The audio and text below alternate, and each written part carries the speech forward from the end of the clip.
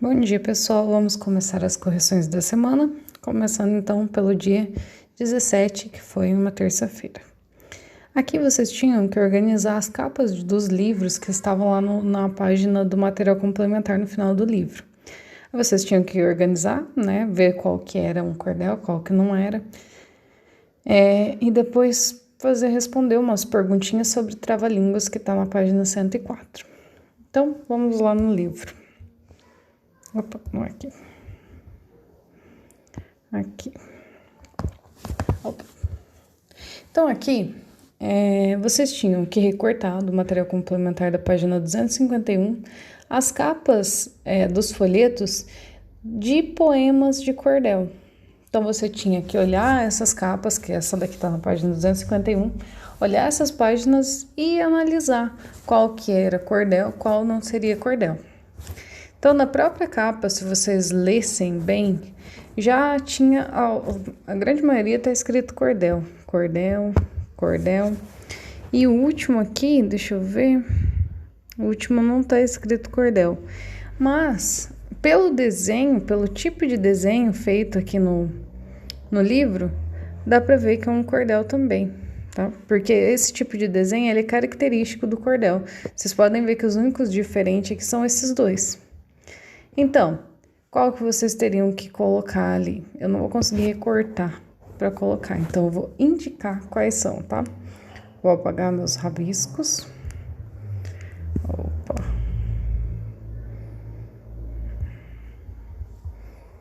Então, quais são os livros de cordéis? O primeiro, né? Vamos na ordem. O primeiro, esse aqui, 3 tatus jogando bola. Então, esse aqui é um de cordel que tinha que estar aqui. Esse aqui, também cordel, que eu até circulei ali o cordel. Então, esse daqui também, livro de cordel. O nome, Contando a História dos Números. Se eu não me engano, é de Ariano Suassuna. Cadê autoras? Ana Raquel Campos, não. Mas eu acho que Ariano Suassuna tem um bem parecido. Aí tem aqui. O cordel, também tá escrito cordel, então esse daqui também. A historinha da aranha Aurinha. E por último, não tá tão na cara assim, mas pelo desenho dá pra saber que é um cordel, que é Viagens a São Saruê. Tá bem apagadinho aqui, mas eu sei que no livro de vocês tá bom de ver. Então são esses 4. Esse e esse. E vocês teriam que colar eles aqui nos pregadores como se tivessem pendurados. Beleza? Bem tranquilo, né? Aí depois tinha isso daqui. Vocês tinham que primeiro fazer análise do livro e depois responder sobre o trava-línguas, né? Então aqui tinha o livro e aqui as perguntinhas. Então, primeira pergunta. Quem é o autor? O autor tá aqui, ó. Eu até comentei com vocês nas orientações que ele estava ali. Então, o autor, o nome dele, vou colocar aqui em cima, vou até pôr uma flechinha. É César Obeid. Esse é o autor. Qual é o título do livro? Então, o título do livro também tá fácil, né? É esse aqui, Minhas Rimas de Cordel. Vou colocar bem pequenininho aqui embaixo para eu não ter que abrir uma página. Então, Nossa, fiz errado. Minhas Rimas de Cordel. Pronto. Pequenininho, mas dá pra ver. O que são rimas? Aqui eu vou ter que puxar para algum lugar. Eu vou colocar a resposta da D aqui em cima. O que são rimas? Então, lembrando, vocês veem isso desde a primeira série. As rimas são versos que terminam com palavras com o mesmo som, sendo intercaladas ou não. Para não ficar uma resposta tão grande, a gente pode colocar que são rimas. São rimas nos finais dos versos. Mas daí vocês sabem que pode ser todos os versos rimando, assim como pode ser parte desses verbos, tipo, intercalando, como a gente já comentou em outras ocasiões. Então, vamos colocar versos com as palavras feminais rimando. Então, versos com as palavras finais rimando. Aliás, rimando não, né? É para explicar o que é rima. Com o mesmo som.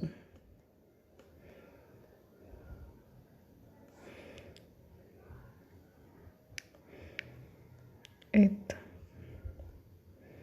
Com o mesmo som. Pronto. Fizemos a letra D. E a última. O que a ilustração tem a ver com o título? Então, aqui, o título é Minhas Rimas de Cordel. E tá perguntando o que vocês acham que tem a ver o desenho, que tá aqui na capa do livro, com o título. Então, o que tem essa ilustração a ver? É meio pessoal essa pergunta, mas eu acho que eu vou responder com vocês. Por quê? O que tem a ver? Não é rimas de cordel? Os cordéis não são recitados? As pessoas recitam cordéis, né? E aqui na foto a gente vê que ele está em um palco e por ser um livro de cordel, pelo formato do desenho, muito provavelmente ele está recitando versos de cordel, poemas de cordel. Então é essa relação, que o homem que está na capa aparentemente está fazendo a apresentação de poemas de cordel. Então, o que a ilustração tem a ver com o livro? O homem que está lá, vou tentar fazer caber tudo aqui, né? O homem que está na capa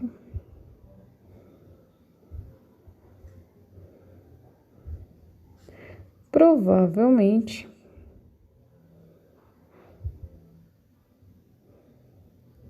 está recitando. Vou colocar só cordéis porque não vai caber poemas de cordéis. Vou colocar cordel, né? Recitando cordel. Na página seguinte, aí fala que você vai ler um cordel que foi publicado Minhas Rimas de Cordel, nesse livro aqui. Então, o próximo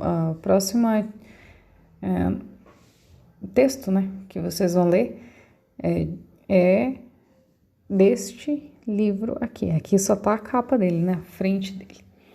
Aí, antes disso, tá perguntando, você sabe o que é um desafio? Então, é mais pessoal.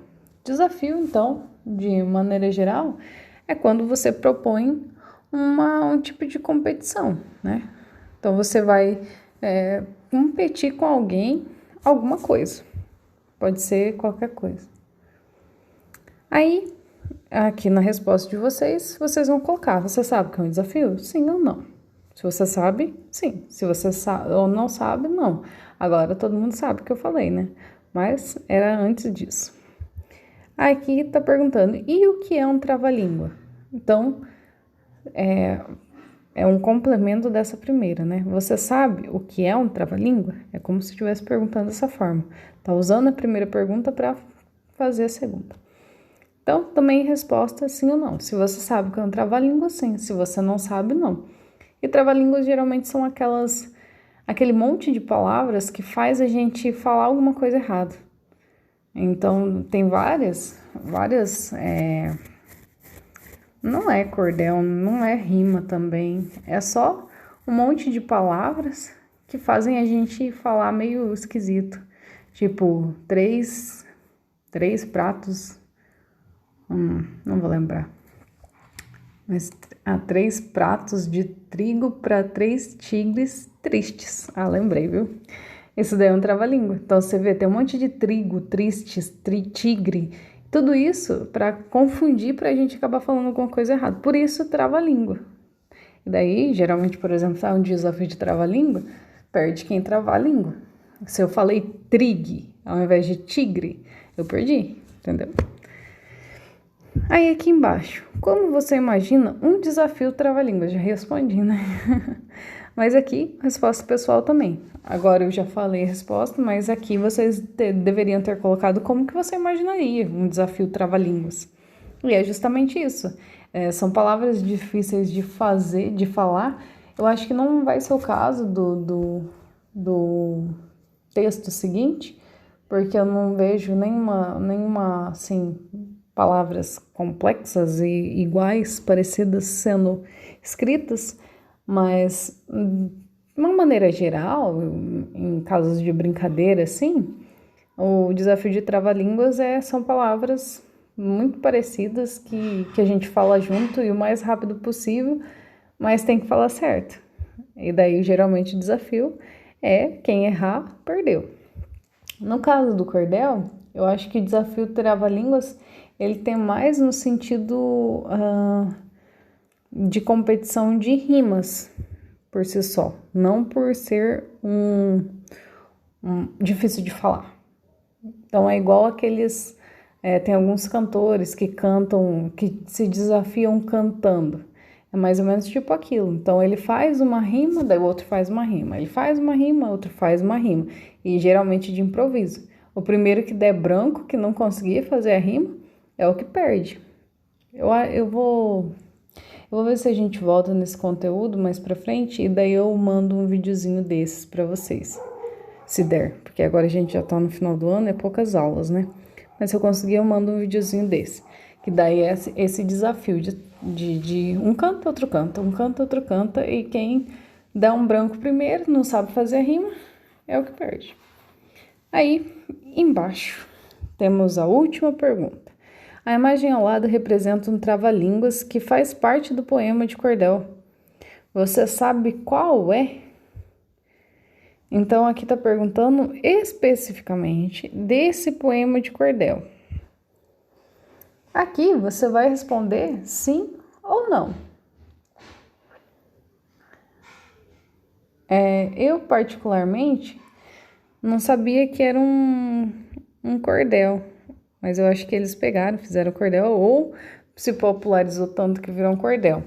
Mas o nome dessa obra aqui é Um Prato de Trigo para um Tigre Triste.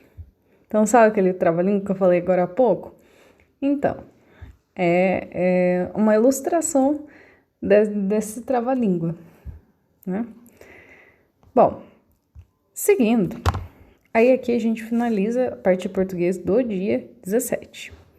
Seguindo, então, a gente tem a parte de matemática, que é a sequência numérica até 1000 e a tabuada até 7. Lembrando, né, claro, que é de 600 até 700 que vocês iam fazer nessa semana. Na semana passada a gente fez até 600, nessa semana a gente faz, então, até 700. Então, vamos lá abrir o caderno. Então, aqui tem os números de 600 até 700. Se vocês ficaram com dúvida em alguma coisa, pausa e procura o antecessor e sucessor de quem vocês ficaram com dúvida. Por exemplo, vamos mudar a cor aqui da caneta. Por exemplo, fiquei com dúvida aqui, no 695. Eu não sei qual que é o próximo número, não tenho certeza se eu fiz certo. Olha aqui, então, próximo 696, próximo sucessor 696. Nossa, eu fiz até 695, mas eu não sei se os números anteriores estão certos. Se os antecessores estão certos, volta olhando. 694, 695, é só olhar. Beleza? Então, pausa o vídeo aí e vê o que você tem dúvida. Aqui embaixo, eu coloquei para vocês a tabuada do 7. Lembrando, então, que como que eu sei que o 7... Vamos pôr aqui no de baixo. Como que eu sei que 7 vezes o 2 é 14? Porque eu faço a soma. 2 mais 2 mais 2 mais 2 mais 2 mais 2 mais 2. 1, 2, 3, 4, 5, 6, 7. Isso. E eu faço a conta. 2 mais 2, 4. 4 mais 2, 8. 8... 6, né? 6 mais 2, 8. 8 mais 2, 10. 10 mais 2, 12. 12 mais 2, 14. E é por isso que o 7 vezes o 2, 7 vezes o número 2 é 14. Por isso. Porque se eu fizer 7 vezes o número 2 e somar, lá no final vai dar 14. Bom, vocês podem pausar também aqui, dar uma olhadinha nos resultados, ver se vocês acertaram. E daí, então, a gente vai para a última atividade de hoje, que é de ciências. Que a gente está aproveitando nossos estudos sobre luz para fazer uma revisão. E também aproveitando as revisões, né? Não para fazer uma revisão. Não que não seja, mas daí a gente aproveitou essa revisão que foi feita para a prova do OBA para responder as questões da página 37. Então, aqui no livro que eu digitalizei, tem essas questõezinhas sobre luz. Então, aqui tinha o texto, Luar do Sertão. Eu esqueci de mandar o vídeo para vocês, agora que eu acabei de lembrar. Mas, se vocês se interessarem, eu ainda posso mandar. Aqui tinha a primeira pergunta. Na oitava linha da música, 1, 2, 3, 4, 5, 6, 7, 8. Então, a oitava linha é essa aqui. Na oitava linha da música, os autores comparam a Lua a um sol de prata. Considerando a propriedade de emitir luz ou não, qual é a principal diferença entre o Sol e a Lua? Então, isso a gente conversou bastante lá no começo das aulas, lá em sala ainda. A gente ainda nem tinha parado de ir para a escola. Então, lembra que eu falava? O Sol, ele é luminoso. Então, ele tem a luz própria. Ele não precisa de luz de outro lugar. Já a Lua, se, por exemplo, for colocada a Lua longe do Sol, ela vai ser escura. É igual ao planeta Terra. O planeta Terra também não emite luz, não é luminoso. Ele é iluminado pelo Sol. Assim como a Lua. Então, a Lua também é iluminada. Então, qual é a diferença? A principal diferença entre o Sol e a Lua? Visualmente falando, né? Porque se for pensar nas diferenças entre o Sol e a Lua, o que mais tem, né? Até mesmo tamanho. Para nós parece mais ou menos do mesmo tamanho, mas o Sol é, muito maior que a Lua. Meu Deus. Mas como a gente está falando de luz, vamos pensar no visual. E no visual, a principal diferença é que o Sol é luminoso e a Lua é iluminada. Então, vamos colocar isso. A diferença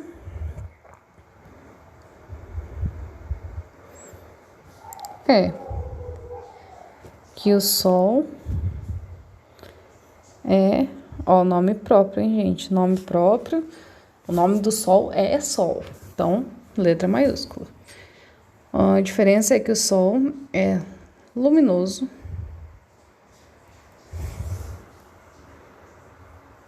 e a Lua iluminada. 2.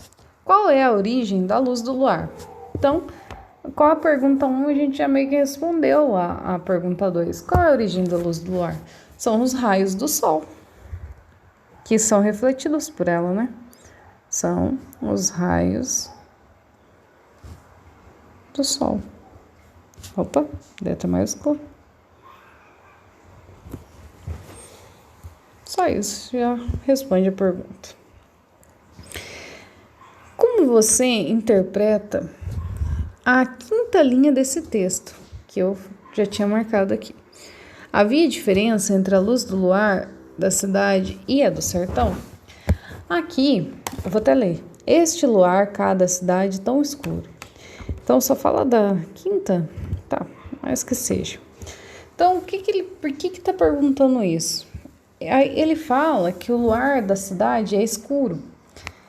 E eu acredito que agora eu vou falar, vocês vão lembrar que eu comentei com vocês em sala da poluição luminosa. E que dentro da cidade a gente não consegue ver todas as estrelas que tem no céu, que são possíveis da gente ver a olho nu, né? Que tem várias estrelas que a gente não consegue ver, mas não vai conseguir ver nem no meio da cidade, nem fora da cidade, só com um telescópio. Mas pensando nas estrelas visíveis, o céu ele parece muito mais preto, né? Parece mais vazio de estrela do que quando você está, por exemplo, lá num recanto, numa chácara, num lugar mais retirado da cidade, que você olha para o céu e o céu tá cheinho de estrela. Por que acontece isso? Por causa dessa poluição luminosa. A luz que sai da cidade, que irradia para o céu, impede que a gente veja as estrelas no céu. Então a gente vê somente as estrelas que têm um brilho um pouco mais forte, que consegue se sobressair a essa poluição luminosa. E quando a gente vai para algum lugar rural, onde não tem essa poluição luminosa, aí sim a gente consegue ver aquele monte de estrela no céu. E é por isso que a música fala que o luar da cidade é tão escuro. Claro, tem poluição luminosa. E no sertão é a parte rural. Então, claro que lá não vai ter poluição luminosa, com certeza o céu lá vai ser muito mais lindo, cheio de estrela. E é isso que quer falar esse trecho da música. Eu espero que vocês tenham lembrado dessa parte da aula e colocado mais ou menos isso na resposta de vocês. Não vou escrever porque é uma resposta pessoal, né? Tá escrito que você interpreta. Pode ser que você interpretou diferente, não significa que tá errado. Porque aqui nessa pergunta, perguntas que perguntam a sua ideia sobre o assunto, é difícil eu falar, tá certo ou errado o seu jeito de pensar. Não, eu só vou falar. Por exemplo, eu tô falando aqui de luz do luar. E daí você vai lá na tua resposta e coloca sobre o ursinho de pelúcia que você tem na tua casa. Pô, não tem nada a ver uma coisa com a outra. Daí sim eu vou falar, não, tá errada a sua resposta. Vai pensar sobre o assunto. Mas se você colocou qualquer coisa sobre o assunto na sua resposta, não tem como eu dizer que tá certo ou errado. Cada um tem sua maneira de pensar, né? Eu não posso ficar tentando fazer você pensar igual a mim. Não é para isso que eu tô aqui. Então, essa parte aqui, quando fala você interpreta alguma coisa assim que é bem pessoal, eu geralmente não coloco a resposta por causa disso. Até mesmo porque eu sei que vocês podem ter colocado uma resposta de vocês que é até coerente, mas a hora que eu escrever a minha resposta aqui, vocês vão apagar de vocês e colocar a minha. Então, melhor deixar assim. Deixa de vocês, porque esse daqui é pessoal, cada um faz o seu, beleza? Finalizando aqui a parte de ciências, então a gente finaliza as correções das atividades do dia 17. Até daqui a pouco na aula do dia 18.